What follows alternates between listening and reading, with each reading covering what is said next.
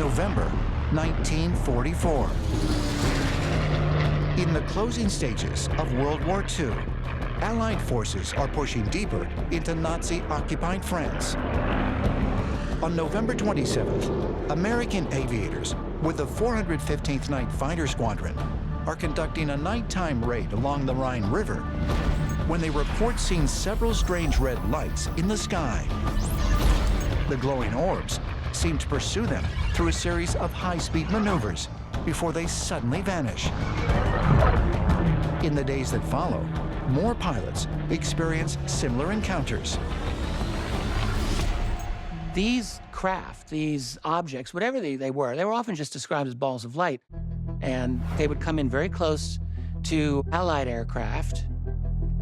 These strange balls of light often displayed speeds and maneuverability that was way ahead of the cutting edge of aviation technology. As the sightings increased, Allied pilots began to call the mysterious orbs Foo Fighters. The reason they were called Foo Fighters was because they were glowing on the inside. The word for fire in French is feu, and the French called them feu. And that's how they got the name Foo Fighters from the Americans.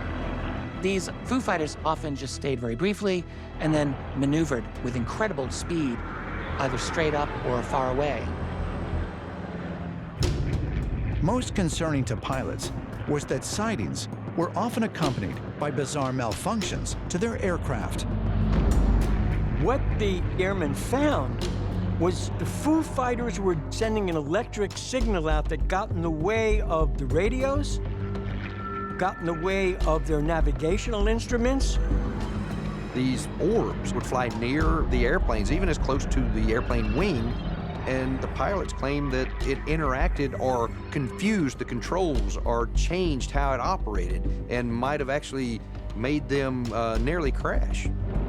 It was as if these things were observing the pilots. These balls of light would often keep track with the aircraft. So this was a real concern for the authorities, but no overt hostile action, which leads to the question, what were these things and what was going on?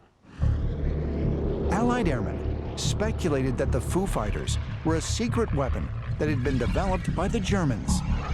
But after the war, it became clear that the flying orbs had been encountered by forces on both sides of the conflict. We learned that Germans and Japanese pilots apparently were also reporting these.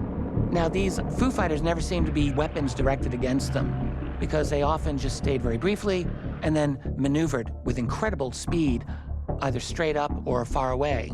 We don't know what they are officially. They strike me as classic UFO-type activity. I think the argument can be made that some of these orbs that we see today are those Foo Fighters of World War II. Is it possible that the Foo Fighters of World War II were extraterrestrial visitors? And if so, could they be connected to the glowing orbs that military personnel are witnessing in the present day? According to UFO researchers, America's armed forces have not only been encountering strange orbs for decades, but they sometimes appear in swarms. In July of 2019, off the West Coast, 10 U.S. Navy warships were buzzed by unknown craft, one right after another. One of those ships is the USS Omaha. It was surrounded by more than a dozen of these things that would fly toward it, then fly back. And they were trying to get images of it, and finally, on a thermal imaging system, they got one of them. It followed the ship for an hour. It was a perfectly round sphere, something like 8 feet across, no wings, no tail, no rotor.